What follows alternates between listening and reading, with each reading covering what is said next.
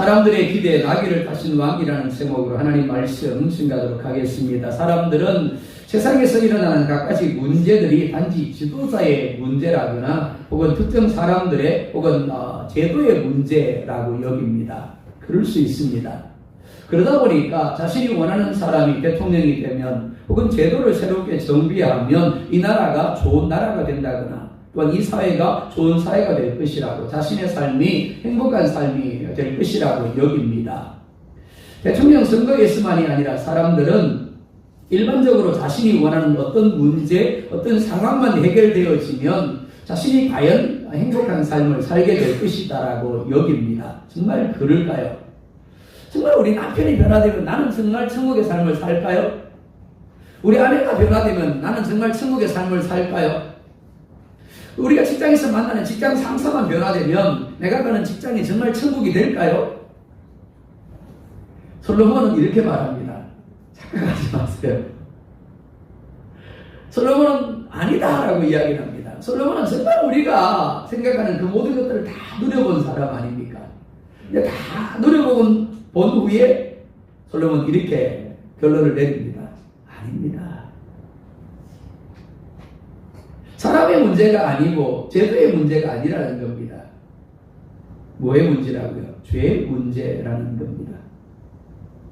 죄의 문제가 해결되지 아니하고는 아무리 좋은 상황이 주어져도, 아무리 부족함이 없는 삶이 주어져도 진정한 행복을 누릴 수가 없다라는 겁니다. 그럼에도 불구하고 여전히 사람들은 자신이 원하는 것을 포기하지 못합니다. 그러다 보니까 어떤 사람이 기적을 체험했답니다. 어떤 사람이 기도 응답을 받았대요. 그럼 그 사람에 가서 묻습니다. 어떻게 해서 그렇게 기적을 체험하게 되었습니까? 어떻게 해서 그렇게 기도 응답을 받게 되었습니까? 나도 좀 가르쳐 주세요. 나도 그렇게 기적을 좀 누리게 해주세요. 나도 그렇게 기도 응답 좀 받게 해주세요. 하지만 그리스도인들이 정말 부러워하고 위대하게 생각해야 할 사람들은 그런 사람들이 아닙니다. 말씀의 은혜를 받고 말씀에 온전히 순종함으로 변화된 삶을 통하여 오늘 자신의 삶 가운데서 하나님의 함께하심을 구체적으로 체험하며 하나님의 나라를 세워가는 사람들입니다. 그런 사람들이 사람이 보기에는 어떠하든지 자신의 마음 가운데 하나님이 주시는 평강이, 행복이 누려지는 겁니다. 그리고 그런 사람의 삶을 하나님이 과연 보시고 어떻다고요? 좋다라고 하시는 겁니다. 그런 여러분 되게 주의 이름으로 축복합니다. 먼저 9절에 보면 이렇게 말씀을 합니다. 함께 볼까요? 시작. 유대인의 큰 무리가 예수께서 여기 계신 줄을 알고 오니 이는 예수만 보기 위함이 아니요 죽은 자 가운데서 살리신 나사로도 보려 함이로라. 아멘. 유대인의 큰 무리가 예수님을 보기 위하여 왔습니다. 이들이 왜 왔다고요? 예수님의 말씀을 듣기 위함이 아닙니다. 예수님이 행하시는 기적을 보고 또 죽었다가 살아난 나사로도 보고 나사로의 간증을 듣고자 함입니다. 나사로의 사건을 여러분 잘 알고 계시죠? 우리가 앞서 살폈습니다. 그렇죠? 예수님이 나사로가 병이 들어 죽어가고 있다는 이야기를 듣습니다. 그런데 예수님은 이상한 이야기를 합니다. 분명히 죽어가고 있는데 이 병은 죽을 병이 아니래요. 하나님의 영광을 위함이다라고 말씀을 합니다. 그래서 나사로가 병이 들어 죽어가고 있다라는 이야기를 듣고도 어떻게 했다고요? 곧바로 가셔야 되는데 가서 기도해 주어야 하는데 아니 그곳에서 더 이틀을 머무셨대요. 그리고 나사로가 어떻게 해요? 죽어버립니다. 예수님이 언제 가셨다고요? 죽어 나흘이 된 날에 가셨어요. 당연히 나사로의 시체가 썩어가고 있었을 겁니다. 그러니까 더 이상의 어떤 반전을 기대할 수 없는 상황입니다. 그래서 나사로의 동생 마리아가 이렇게 이야기를 합니다. 예수님이 여기 계셨다면 내 오라버니가 죽지 않았을 겁니다. 예수님은 무덤을 막고 있는 돌을 옮겨 놓으라고 이야기하십니다. 그러자 마르다가 또 이렇게 이야기를 합니다. 주여 죽은 지가 나흘이 되었습니다. 벌써 냄새가 나고 있습니다. 그런데 예수님은 이렇게 말씀을 합니다. 네가 믿으면 하나님의 영광을 보리라 하지 아니하였느냐. 맞습니다. 마리아의 말도 맞고 마르다의 말도 맞아요. 그렇죠? 예수님이 정말 거기에 계셨다라면 그 오라버니가 죽지 않았을 겁니다. 그리고 죽은 지가 나흘이 되었기 때문에 썩어서 냄새가 나고 있습니다. 맞아요. 그러나 예수님은 그 모든 것들을 초월하여 일하시는 분이십니다. 예수님 뭐라 말씀합니까? 무덤에 돌을 옮겨놔라고 하시고 돌을 옮겨놓자 어떻게 해요? 큰 소리로 나사로를 부르십니다. 죽었단 말이에요. 죽은 나사로를 부르십니다. 그리고 죽은 나흘이 된 나사로가 수족을 동인 채로 벌떡 일어납니다. 그리고 나옵니다. 사도 요한은 우리가 지금 보고 있는 것처럼 예수님의 예루살렘 입성 앞에 죽었다가 나흘 만에 예수님을 통해서 다시 살아난 나사로에 대한 이야기를 의도적으로 배치해두고 있습니다. 그 이유는 예수님이 예루살렘에 들어가시는 의미가 무엇인가요? 예수님이 과연 왜 이 땅에 오셨는가를 우리 가운데 의도적으로 이야기하고자 하는 겁니다. 11장 41절 하반절에 이렇게 말씀을 합니다. 같이 봅니다. 시작. 아버지여 내 말을 들으신 것을 감사하나이다. 자, 물어보자고요. 우리가 이미 살폈어요. 하나님 아버지가 예수님의 어떤 말을 들었죠? 예수님이 기도하셨어요. 예수님이 나사로가 병이 들어 죽어간다는 이야기를 듣고 이틀을 그 땅에 더 머물렀는데 아버지 하나님께 기도했어요. 뭐라고요? 나사로 고쳐주세요. 안 죽게 해주세요. 그렇게 기도하셨어요? 아니요. 죽게 기도하셨어요. 나사로가 병이 들어 죽어가고 있는데 그 나사로를 낫게 해달라고 기도하신 것이 아니라 죽도록 하나님이 내버려 두도록 기도하셨다라는 겁니다.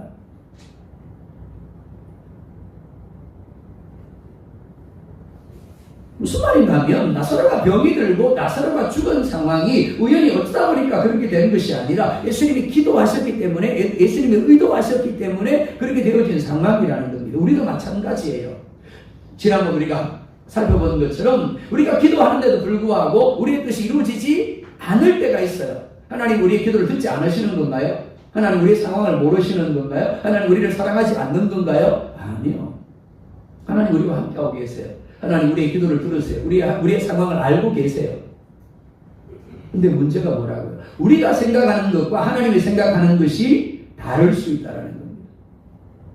그래서 의도적으로 우리가 원하는 대로 하나님이 이루어 주시지 않을 수 있다는 겁니다. 지금의 상황도 마찬가지예요.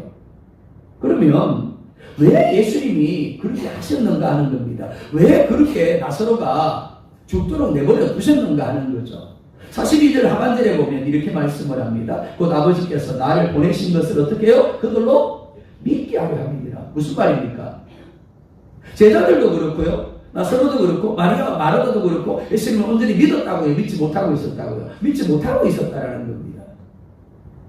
하나님이 예수님을 보내셨습니다. 그리고 그것을 믿게 하기 위하여 예수님은 의도적으로 나사로의 병을 고쳐서 죽지 않게 하실 수 있음에도 불구하고 계시던 곳에 이틀이나 더 머무신 겁니다. 그리고 나사로가 죽은 지 나흘 만에 베다니로 가셨고 죽은 나사로를 다시 살리셨습니다. 목적은 하나라고 했습니다. 믿게 하기 위함이다. 그렇습니다. 우리의 상황도 마찬가지입니다. 하나님이 분명히 나와 함께 하시는데 하나님이 나를 사랑하시는데 하나님 분명히 내 기도를 들으시는데 안 돼요. 그야말로 힘들어 죽겠는 겁니다. 그때 어떻게 생각하라고요? 아, 하나님이 내게 이 일을 통해서 더 하나님을 믿게 하려고 하시는구나. 그렇게 생각해야 된다는 거예요. 나사로는 죄로 인하여 저주와 죽음 가운데 머물고 있는 세상을 상징합니다. 이미 죽어서 나흘이 된 나사로가 다시 살아날 수 없듯이 죄로 인하여 타락하고 그로 인하여 영적 사망 가운데 있는 세상은 소망이 없습니다. 법을 바꾼다고요? 제도를 만든다고요? 대통령을 새롭게 세운다고요? 아니요.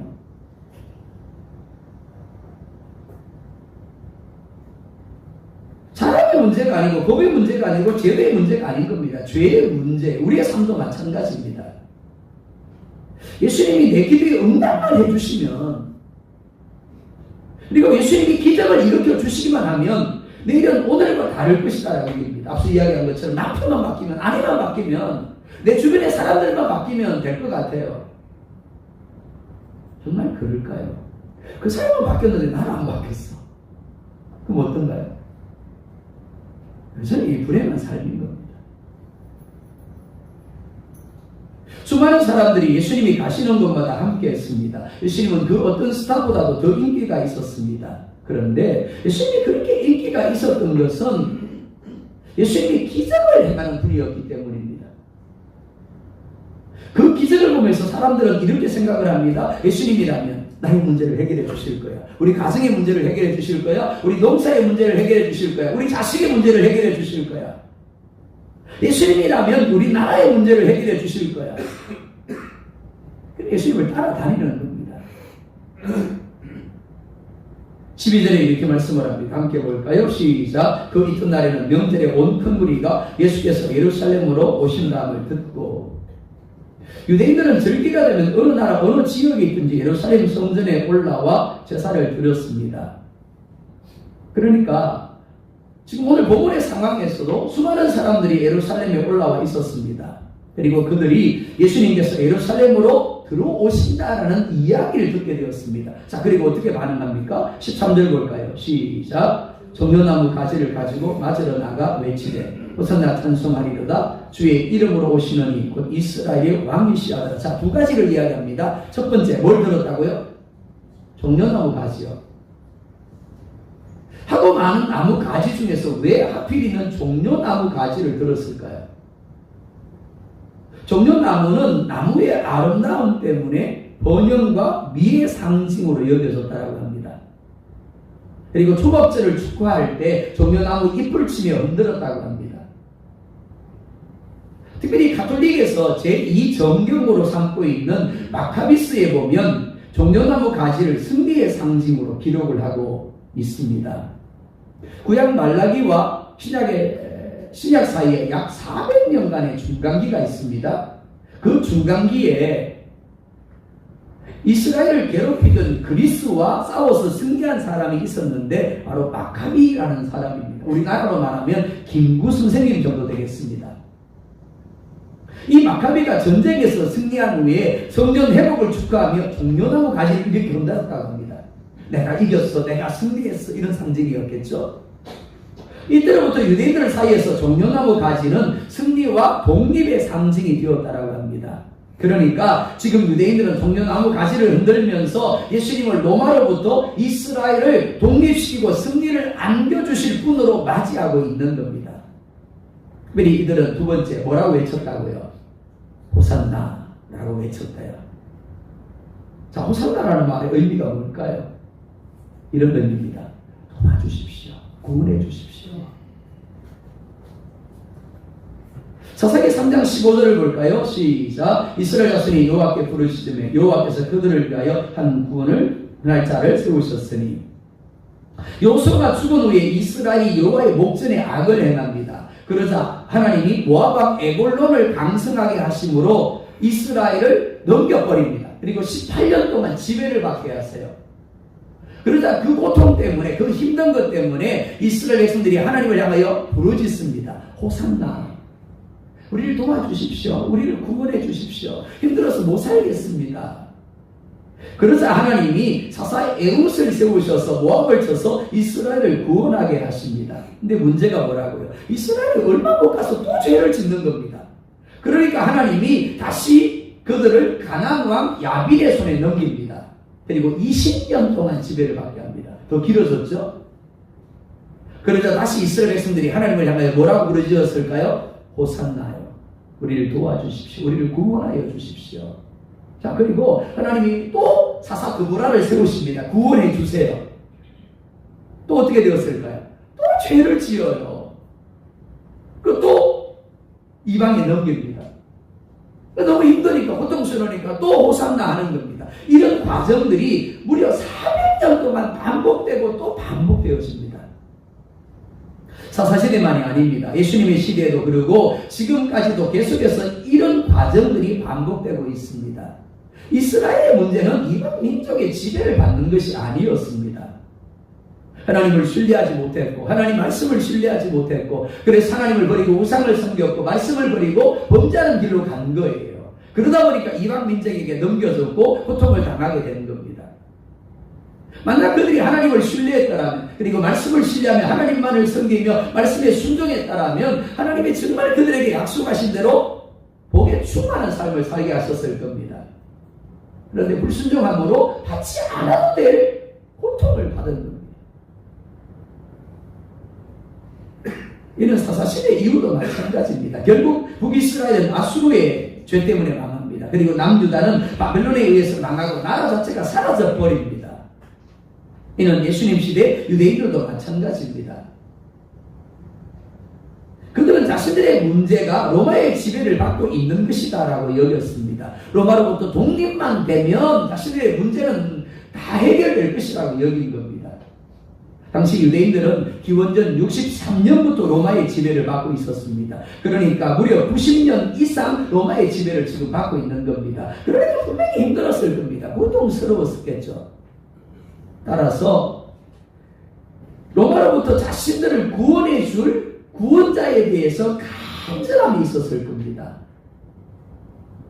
즉 예수님이 또 다른 사사, 또 다른 마카비가 되어서 자신들을 로마로부터 구원해 줄 것을 기대하며 지금 종려나무 가지를 꺾어서 흔들며 뭐라고요? 호산나 우리를 도와주십시오. 우리를 구원해 주십시오라고 외치고 있는 겁니다. 이걸 가리켜서 사자성어로 뭐라 부를까요? 동상이몽입니다. 같은 상황을 바라보고 있는데 다른 꿈을 꾸고 있는 거예요. 유대인들이 가지고 있는 생각과 하나님의 생각이 전혀 다릅니다. 상황이나 환경이 문제가 아니라 그 어떤 사람이 문제가 아니라 죄가 문제입니다. 죄의 문제를 해결하지 아니하고는 근본적으로 세상이 바뀔 수가 없는 겁니다. 수많은 사람들이 예루살렘에 입성하실 때 종려나무 가지를 가지고 흔들었습니다. 그 낭도만 본다라면 예수님의 예루살렘 입성을 그리고 예수님의 승리를 축하하는 것처럼 보입니다. 정말 그럴까요? 예수님 당신이 이겼습니다. 당신이 영광을 받으십시오. 그럴까요? 아니요. 자기 승리를 지금 선언하고 있는 겁니다. 이제 내가 원하는 것이 이루어졌어. 나의 소원이 이루어졌어. 나의 문제가 해결되어졌어. 그리고 자기 자신을 향하여 스스로 축하하고 있는 겁니다. 이들에게는 오직 예수가 아니었습니다. 그 누구라도 자신의 소망을 이루어 줄 수 있고 자신들을 로마로부터 독립시켜 줄 수 있는 사람이라면 얼마든지 어떻게 해요? 종려나무 가지 꺾어서 흔들 수 있는 거예요. 오늘은 교회 안에 앉아서 종려나무 가지를 꺾어서 흔듭니다. 호산나 합니다. 그리고 내일 어디 간다고요? 목탁 소리 들리는 데 가서 종려나무 가지를 꺾어서 호산나 할 수 있는 거예요. 즉 영적 구원자가 아니라 자신들에게 승리를 안겨줄 수 있고 기적을 일으켜줄 수 있는 그 어떤 사람을 필요로 했던 겁니다. 그래서 17절, 18절에 이렇게 말씀을 합니다. 함께 볼까요? 시작. 나사로를 무덤에서 불러내어 죽은 자 가운데서 살리실 때 함께 있던 무리가 증거한지라. 이에 무리가 예수를 맞으면 이 기적 아멘. 뭘 들었다고요? 그죠? 기적 행하심을 들었대요. 하나님은 기적을 위하여 예수님을 이 땅에 보내신 것이 아닙니다. 어린 5개와 물고기 2마리로 남자 어른만 5,000명이 먹었답니다. 여자와 어린아이 합하면 15,000에서 200명이 됩니다. 그러고도 12강주리가 남았대요. 우리는 너무 자주 읽다 보니까 놀랍지도 않죠. 38년 된 병자가 용하다는 의사를 다 찾아가 봤는데 나음을 못 입었어요. 근데 예수님 이렇게 말씀을 합니다. 내 자리를 들고 가라. 기도 박식에 방언으로 한 것도 아니에요. 그냥 내 자리를 들고 가라 그랬는데 벌떡 일어나더니 나와서 갔어요. 참 경상도 분들이 참 무표정해요. 놀라지도 않고. 우리는 성경에서 하도 이런 사건을 많이 읽다 보니까 별로 놀랍지도 않죠. 그죠? 그런데 우리가 기억해야 될 것이 무엇이가 하면 예수님이 보리떡 5개와 물고기 2마리를 5,000명 먹이기 위해서 오신 게 아니라는 겁니다. 포도주가 떨어졌는데 물론 포도주를 만들기 위해서 오신 게 아니에요. 그죠? 38년 된 병자를 고치기 위해서 오신 것도 아니라는 겁니다. 성경 공부를 하면서 제가 그런 질문을 했어요. 제자훈련을 하면서 그런 질문을 했습니다. 자, 38년 된 병자가 나았는데 그가 살아가면서 또 병이 걸렸을까요? 안 걸렸을까요? 라고 물었어요. 걸렸을까요? 안 걸렸을까요? 걸렸어요. 왜요? 요즘 죄가 있으니까. 죄가 없으면 저주가 떠나가는 겁니다, 온전히. 근데 우리는 죽을 때까지 여전히 죄의 습성 가운데 머물고 있단 말이에요. 육신이 연약한 가운데 머무는 겁니다. 그래서 나았는데, 분명히 어저께 가가지고 다 치료받았는데, 또 어떻다고요? 에어컨 바람 좀 세니까, 냉방병이 들어가지고 오한이 오고, 쑤시고, 그렇죠, 그죠? 조금만 무리해도 몸살 나지 않습니까? 그게 우리란 말이에요. 그러니까 예수님은 기적을 행하기 위해서 이 땅에 오신 게 아닙니다. 왜 오셨다고요? 우리에게 영원한 생명을 주시기 위해서. 우리에게 천국을 선물하기 위해서 이 땅에 오신 겁니다. 기적과 표적은 같은 단어를 씁니다. 하지만 어떤 사람에게는 기적으로 여겨지고 어떤 사람에게는 표적으로 여겨집니다. 종려나무 가지를 손에 들고 호산나 찬송하며 예수님의 예루살렘 입성을 축하하는 무리들에게 예수님이 나사로를 살리신 사건은 뭐였다고요? 기적이었어요. 이는 요한복음을 기록하고 있는 요한과 제자들도 마찬가지입니다. 그런데 보다신 예수님을 만나고 난 이후에 그것이 기적이 아니라 표적이었음을 깨닫습니다. 그래서 사도 요한이 기록할 때 어떻게 기록하고 있다고요? 표적이요. 만약 여러분들이 예수님으로부터 유대인들처럼 여러분의 필요가 채워지고 여러분의 문제가 해결되는 기적을 기대하고 예수님을 따르고 있다라면 어느 날 여러분이 원하는 바가 이루어지지 않을 때, 예수님이 여러분의 삶에 기적으로 행하시지 않을 때 유대인들처럼 예수님을 십자가에 못 박으라고 외치며 침을 뱉고 대적할지 모르겠습니다. 예수님은 죽어 나흘이 되어 더 이상 소망이 없는 내 영혼을 살리고 내 삶에 생명을 주시기 위하여 천국을 선물로 주시기 위하여 오셨음을 믿으시기 바랍니다. 예수님에게서 이것을 보아야 하는 겁니다. 아, 저분이 바로 나의 구원자구나. 저분이 나의 죄를 사하고 나의 영원한 생명을 주시기 위해서, 나에게 천국을 주시기 위해서 오신 분이구나. 그렇기 때문에 죽었다가 살아난 나사로 때문에 예수님을 따르지 마시기 바랍니다. 비록 내 기도가 응답되지 않을지라도, 기적이 일어나지 않을지라도 최고의 표적인 말씀이 우리에게 가르쳐 주는 대로 예수님만이 나의 구원자 되심으로 인하여 예수님을 꼭 붙들고 예수님을 온전히 따르는, 그래서 마침내 천국에서 영원히 주님과 함께하는 여러분들 되기를 주의 이름으로 축복합니다. 두 번째로 14절 15절에 이렇게 말씀을 합니다. 함께 볼까요? 시작. 예수는 한 어린 나귀를 만나서 타시니 이는 기록된 바 시온 따라 두려워 말라. 보라 너희의 왕이 나귀 새끼를 타고 오신다 함과 같더라. 예수님은 예루살렘에 들어가시면서 의도적으로 어린 나귀를 타십니다. 즉 어린 나귀를 통하여 사람들에게 무엇인가를 보여주고 알게 하기를 원하신 겁니다. 봐라, 지금 내가 뭐 타고 있지? 나귀 타고 있지. 그럼 내가 누구야? 라고 지금 묻고 있는 겁니다. 스가랴 9장 9절에 이렇게 말씀을 합니다. 함께 볼까요? 시작. 시온에 따라 크게 기뻐할지어다. 예루살렘에 따라 즐거이 부를지어다. 보라 내 왕이 내게 임하시라니 그는 공의로우시며 구원을 베푸시며 겸손하여서 나귀를 타시나니 나귀의 작은 것 곧 나귀 새끼니라. 아멘. 예수님은 의도적으로 스가랴 9장 9절에서 예언된 대로 나귀를 타고 예루살렘으로 들어가셨습니다. 그리고 이를 통해서 뭘 이야기하고 싶었다고요? 내가 메시아다, 내가 왕이다 라는 것을 말씀하고 싶었던 겁니다. 그러니까 누군가가 스가랴 9장 9절 말씀을 유념해서 읽었더라면, 그래서 스가랴 9장 9절의 말씀을 알고 있었다라면 예수님의 그 모습을 보면서 어떻게 해요? 아, 저분이 스가랴가 예언했던 바로 그 메시아가 맞구나, 그분 왕이구나 라고 깨달아야 맞는 거예요. 그런데 문제가 뭐라고요? 분명히 예수님이 의도적으로 나귀를 타고 들어가는데도 불구하고 대제사장과 서기관을 비롯한 종교 지도자들은 물론이고 유대인 중에 그 어느 한 사람도 나귀 타신 예수님을 보면서 스가랴가 예언했던 그 예언을 떠올리지 못했다라는 거예요. 단지 그들은 그들이 보고 싶은 대로 누구를 봤다고요? 사사를 봤어요. 마카비를 본 겁니다. 그러다가 결국 예수님이 자신들의 뜻대로 움직여주지 않자 골고다로 내몰아서 십자가에 못 박아 죽게 만든 겁니다. 결국은 조혜련 씨를 아실 겁니다. 이 사람은 원래 일본에서 들어온 남묘 호랑개교, 이름도 어렵습니다. 남묘 호랑개교라는 게 있습니다. 불교의 이단처럼 되어지는 그런 종교로 제가 알고 있는데, 이 사람들은 기도할 때 계속 남녀미 그럽니다. 이 남녀 호랑개교를 정말 열정적으로 믿었답니다. 근데 어느 날 전도를 받고 예수님을 믿게 되었어요. 이분이 정말 화끈하거든요. 뭘 믿어도 화끈하게 믿는 분이에요.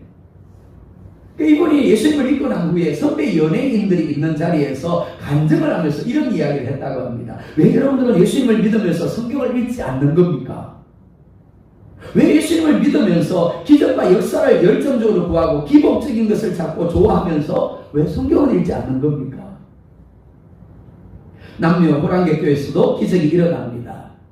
교회가 아니어도 기도 응답을 받기도 하고 병자가 낫는 기적들이 일어나기도 합니다. 그러나 하나님의 말씀을 읽으면서 하나님의 말씀이 진리인 것을 깨달았습니다. 하나님의 말씀이 이렇게 달고 오묘한데 왜 예수 믿는 여러분들은 성경을 읽지 않는 겁니까? 대제사장을 비롯한 종교의 지도자들의 문제가 뭐라고요? 유대인들의 문제가 뭐라고요? 분명히 하나님의 스가랴 9장 9절을 통해서 메시아신 예수님이 나귀를 타고 예루살렘에 들어갈 것이라고, 왕이신 예수님이 그렇게 들어갈 것이라고 예언해 두었는데도 불구하고 그들은 말씀을 어떻게 해요? 몰랐다라는 겁니다. 말씀을 읽지 않았어요. 그리고 말씀을 믿지 않았습니다. 자, 그러면 이 시대를 살아가는 그리스도인들은 우리는 어떻습니까? 조혜연 씨의 말처럼 조그만 기적에도 쉽게 반응하면서도 정작 말씀을 통하여 하나님이 주시는 표적에는 제대로 반응하지 못하는 것이 사실입니다. 여러분, 하나님 말씀을 읽고 있습니까? 하나님 말씀을 알고 있습니까? 그리고 하나님 말씀을 믿고 있습니까? 우리 중에 어떤 사람도 이 세상에 영원히 살 사람은 없습니다. 우리 모두는 동일하게 하나님이 정하신 때가 되면 이 세상을 떠나게 될 것이고 천국과 지옥 중 둘 중 한 곳으로 가게 될 겁니다. 유대인들이 누굽니까? 오늘날로 말하면 그리스도인들입니다. 교회 다니는 사람들입니다. 하지만 그들은 자신들의 영혼을 구원할 구원자, 자신들을 영원한 천국에 들어가게 할 메시아를 필요로 하지 않았습니다. 그들은 단지 로마로부터 자신들을 해방시켜주고 지금 자신들의 필요를 채워줄 존재가 필요했을 뿐입니다. 그래서 예수 그리스도를 억지로 붙잡아 자신들의 왕으로 삼으려고 했습니다. 하나님은 아담의 범죄로 인하여 타락한 세상을 회복하며 구원하고 싶으셨습니다. 하지만 그렇게 하기 위하여 하나님은 스스로 세우신 죄의 값은 사망이라는 이 법을 충족시켜야만 했습니다.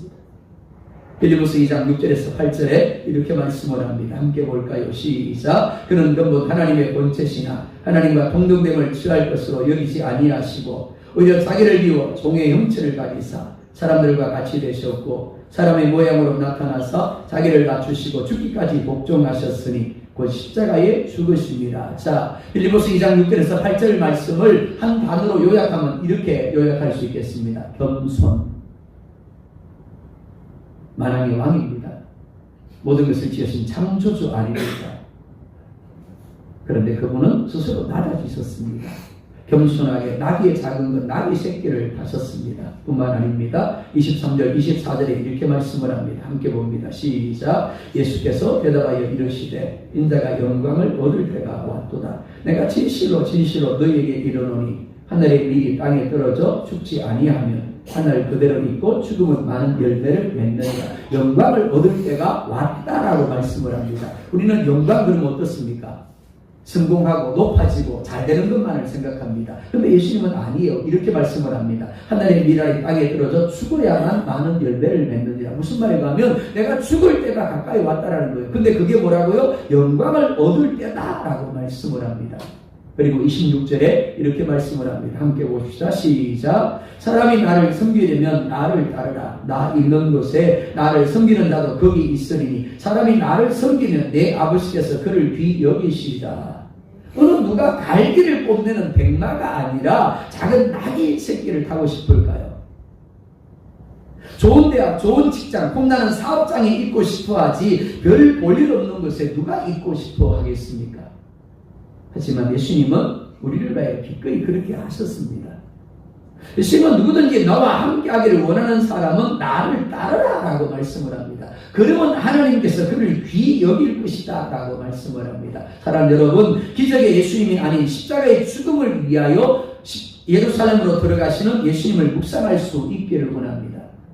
그리고 그리스도인이라는 이름을 가진 나도 이제 그렇게 살겠다라고, 비록 대접받지 못할지라도, 비록 별로 폼이 나지 인정하지 않을지라도, 비록 내세울 것이 없을지라도 하나님이 인정하신다라면, 그리고 하나님의 영광이 드러날 수 있다라는, 그리고 그런 나를 통하여 수많은 사람들이 예수님을 알고 구원받을 수 있다라면 그것이 진정한 통나는 삶임을 내가 인정하겠습니다. 내가 그런 삶을 살게 하여 주십시오. 그런 여러분들 되기를 원합니다. 그럴 때 마침 6장 33절에서 뭐라 말씀하세요? 먼저 그의 나라와 그의 의를 구하라. 그러면 이 모든 것을 너에게 도와주시리라. 우리는 하나님의 일을 하고 하나님의 뜻에 우리 자신을 겸손히 내어드리고요. 하나님은 우리를 축복하시는 거예요. 하나님 우리의 일을 대신해 주시는 겁니다. 그것이 진정한 지혜인 줄 믿습니다. 그런 여러분 되기를 주의 이름으로 축복합니다.